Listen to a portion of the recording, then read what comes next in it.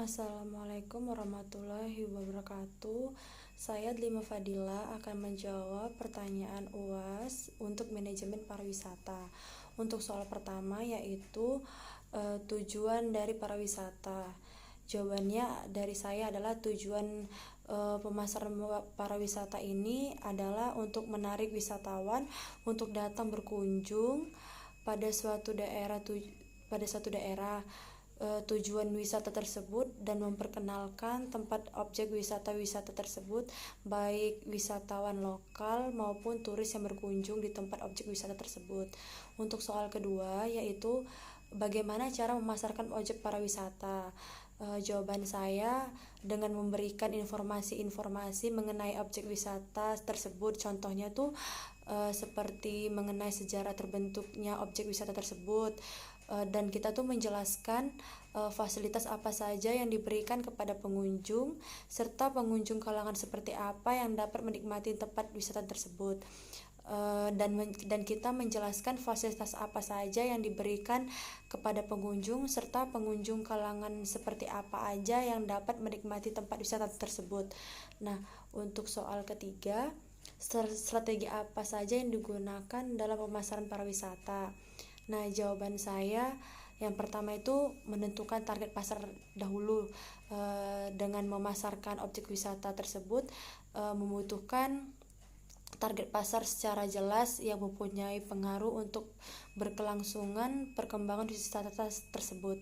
Yang kedua, membuat event besar di salah satu event di tempat wisata itu dapat membuat perencanaan event. Salah satu cara agar objek wisata tersebut dikenal oleh banyak orang dalam lingkup yang lebih luas lagi.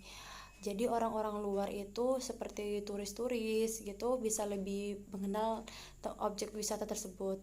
Dan yang ketiga, melakukan promosi melalui media online. Nah, sekarang itu kan media online itu sering digunakan ya, baik anak-anak muda gitu kan. Di era digital sekarang ini telah membawa banyak kemudahan yang dapat dimanfaatkan oleh banyak orang untuk melakukan kegiatan promosi dengan melalui media Instagram, Twitter, Facebook atau TikTok gitu. Nah, untuk soal keempat,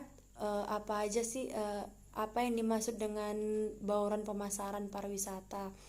Nah, itu maksudnya itu adalah bagaimana cara memuaskan konsumen dengan lebih meningkatkan pada kualitas objek pariwisata yang diukur dengan suatu produk, harga, promosi, tempat, orang atau proses gitu.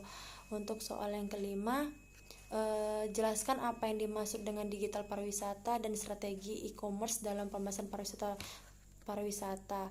Nah, salah satu strategi yang efektif untuk mempromosikan berbagai destinasi dan potensi pariwisata Indonesia melalui berbagai platform, dan dengan cara ini wisatawan nasional tidak hanya sekedar mengenalkan namun juga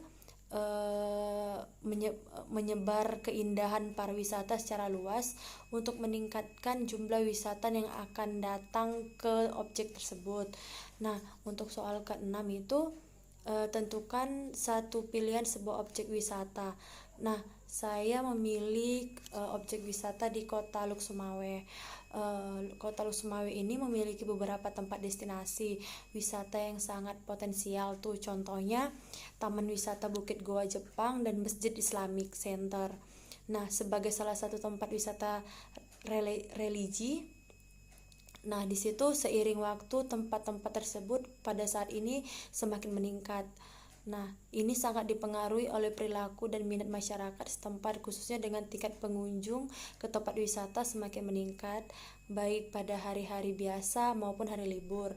Nah, pemerintah Kota Luk Sumawe dan para pelaku industri pariwisata melakukan berbagai upaya untuk mengembangkan dan membudidayakan potensi yang ada. Namun pada kenyataannya sampai saat ini pemasaran pariwisata yang telah dilakukan oleh pemerintahan melalui Visit Lok Sumawe masih belum menunjukkan peningkatan pengunjung yang signifikan gitu.